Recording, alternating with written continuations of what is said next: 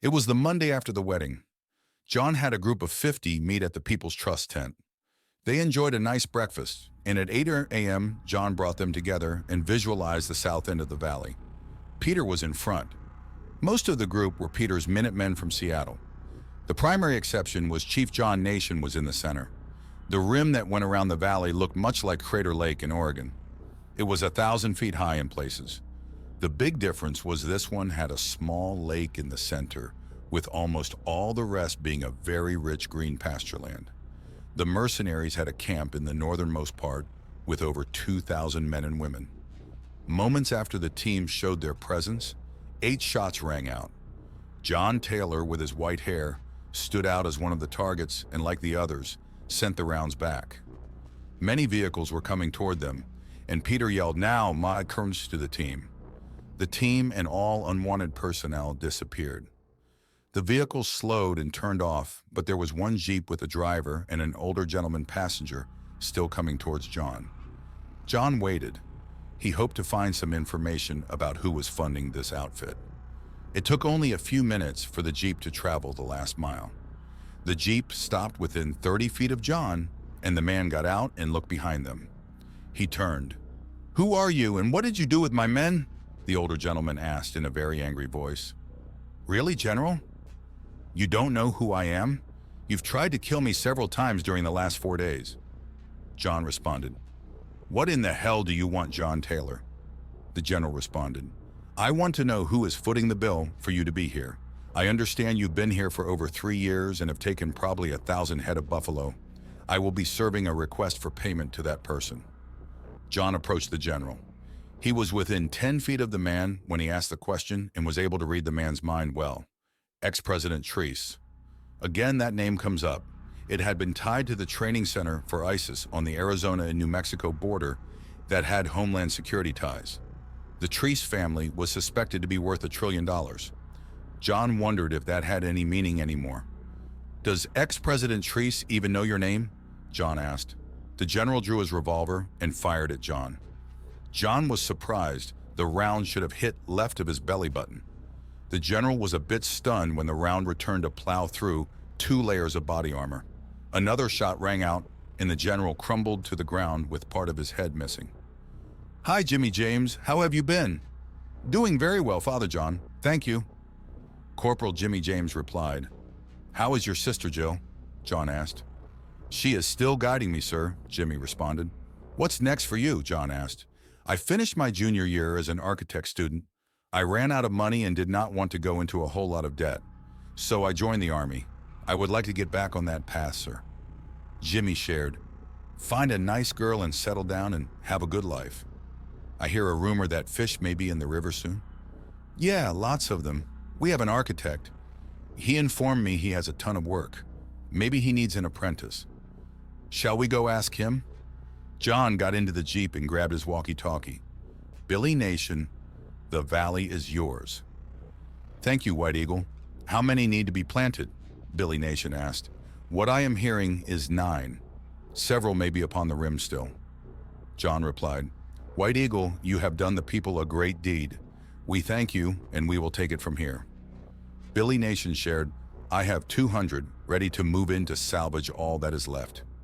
If the portable housing is worthy, we could use it to keep people alive this winter," John announced. "That's the plan, White Eagle, 10-4. Billy Nation felt John's concern about keeping people alive. The area was still getting a couple of hundred new people arriving weekly. The expectation was when Spokane and the Greenback ended their love affair, Omak might be faced with thousands as the much bigger city fell apart. "This is Peter calling White Eagle. Come in, please." "Go ahead, Peter," John Taylor responded. Peter knew everyone on the radio would be listening. "Sir, we have about 1,800 men and women that have come back from our visit with the sun." Peter wondered how this was going to be handled. "My people are telling me these are the highly trained military who thought they were joining up with an outfit going back to Iraq to finish the job left undone. They are good people." "Where are you now, Peter?" John asked. "As per the plan, we are in the RV parking lot just across from the People's Trust tent," Peter shared. "We are driving in from the valley. It will take us a bit.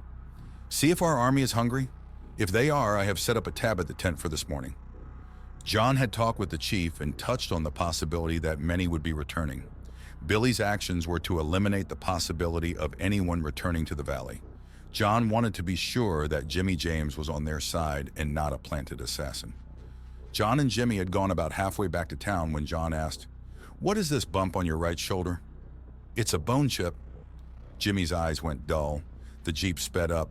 They were driving in a military Jeep doing 50 mph on a road where 35 mph would have been a thrill. John simply shut down the Jeep and transported it with the two of them to a vacated parking space in front of the pharmacy. "Hi, honey, I'm home." "I love you," Jenny smiled. "Is he still alive?" Pointing to Jimmy. "His heart rate is dangerously low."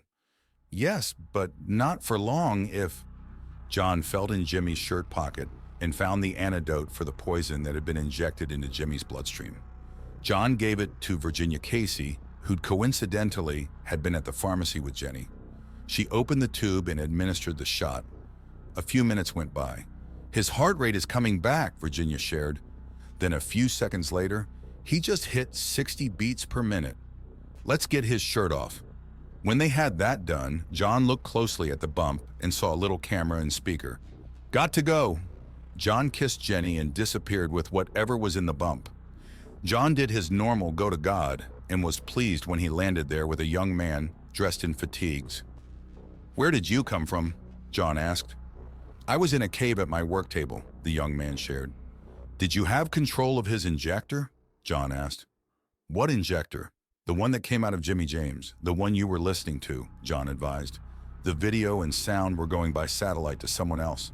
I'm Corporal Dave Hendricks. I'm just a technician in this little puzzle. I followed you for a while and then you were out of my range." "What are you good at? What do you like to do?"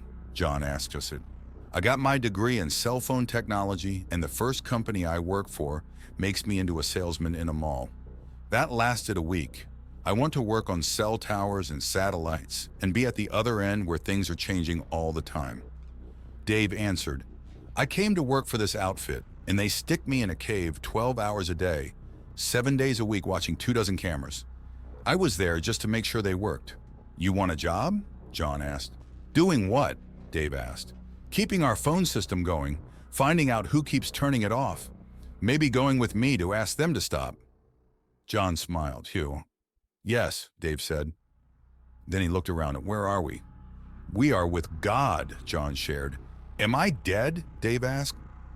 "No, you are very much alive." John laughed.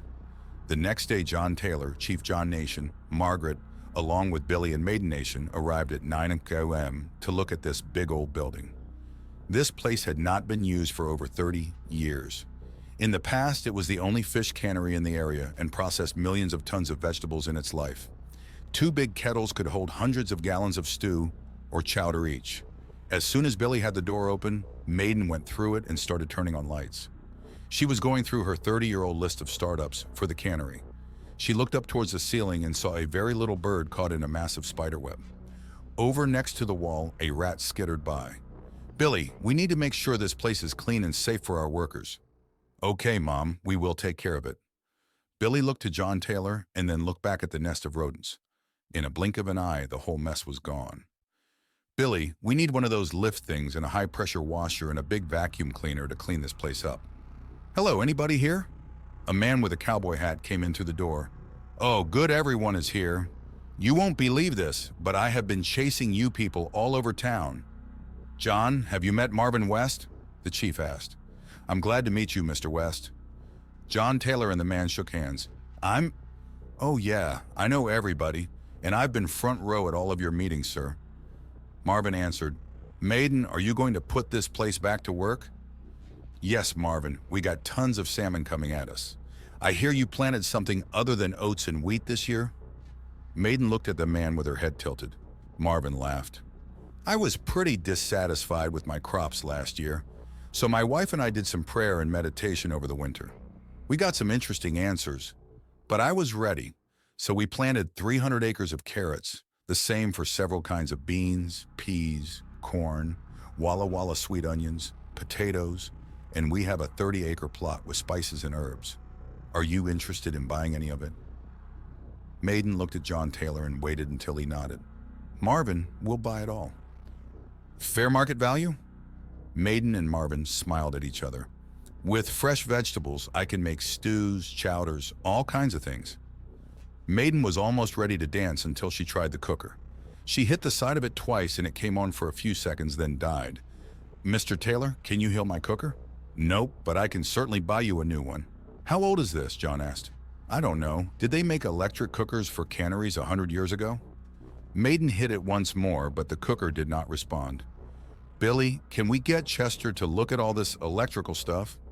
I'll call him now, Mom, Billy said and moved away from the group, his phone to his ear. John and Margaret had been calling their list of people who might be interested in working in the cannery. Mr. West, how many acres of vegetables do you have? John Taylor asked. Mr. Taylor, he's got lots. Maiden laughed, then stopped. Apples? You still have trees? Yup, 100 acres of several varieties. And we have 3,000 acres in vegetables, Mr. Taylor. Mom, Chester is on his way. I'll give Herb a call and get the equipment we need to clean this place up on its way over here. We need to find the apple press. Maiden thought out loud. Maiden, I think the fruit press is through those double doors down there. Marvin pointed to the far end of the building. The three of them moved in that direction. Marvin tried the door and it opened easy. Maiden turned the lights on and there it was. How much can it handle? John Taylor asked. Marvin smiled. A box a minute, apples, grapes, pears, anything. This is the Cadillac of machines. My dad had me work here for 3 summers. He wanted me to understand what we needed to do to get our products ready for the cannery. Maiden was my boss, best boss in the world. You are a good man, Marvin West, Maiden laughed. We can make tons of juice, and I can use the pulp from this, sweeten and thicken my stews and chowders. Maiden smiled. Kids love my stew, and it's a whole lot healthier than using flour to thicken or sugar to sweeten. Maiden re-entered the room and opened up a big door. This is a walk-in cooler. If it works, we got all the basics. What to come work for us, Marvin? Maiden smiled. No, but I do have 4 sons. Marvin and the others laughed. It would be good for them to work here. When they came out of the little room, the big doors were open and the big lift was being delivered. The shop vacuum and pressure washer were also sitting there. Billy was directing people. Chester was looking at the cooker. John and Margaret were waving goodbye as they tried to get out of the way. I hear we got fish coming, Marvin stated. Yeah, soon. A lot of fish. John Taylor laughed. I need to show you my vegetables, Marvin suggested. When? John asked. Now? Want to ride with me? Marvin asked. Yes, I would like that, John answered. The 2 men got a chance to know each other. Marvin drove up to the top of a hill so they could look down on the farm. I like to come up here occasionally. The color of the crops tells a story about how they are doing. This year, the crops are doing well. What are you expecting to make on your crops this year? John asked. 4 to 5 million. Even though loans and mortgages are gone, I still need money for harvest, money for planting next year, about $60,000 to run this place and do maintenance during the winter. And I would like to have $1 million or more in your bank, Marvin shared. So if we paid $2.5 million, you could make that work. John met Marvin's hand and they shook on it. I could make that work well. Marvin shared as they shook hands. You just bought yourself a whole lot of fruit and vegetables, Mr. Taylor. The 2 men drove around the farm and then drove through the orchard to the barn. The boys had a dozen big boxes of fruit and vegetables all boxed up that they put into the back of their dad's truck. Back at the bank, the 2 men unloaded the truck into the bank lobby and sat down at John's desk. April got into the boxes and took 4 big red delicious apples to the sink and cleaned them and cut them into wedges. She divided the wedges between 2 plates and placed one of the plates on John's desk for the men to enjoy as they did their business. Marvin was very pleased as John printed out 100 blank checks with his name on them. Marvin wrote out a check for cash for $12,000. I got some wages to pay my boys that I need to catch up on. Marvin laughed. Got 2 other places to catch up on, too. Marvin got up and headed for the door. Got to get some seeds coming for next year. All we'll be eating is potatoes and apples. John called Jenny and she came in a few minutes after Marvin left. After kissing John, she started looking at the vegetables and boxes of apples and grapes. Where did this all come from? We bought a farm, well, not a farm, but all of the fruit and vegetables on it. This is wonderful. Do you like stew? Jenny asked. They have fresh buffalo meat at the market. You are making me hungry, Jen. John gave her one of those looks. They both laughed.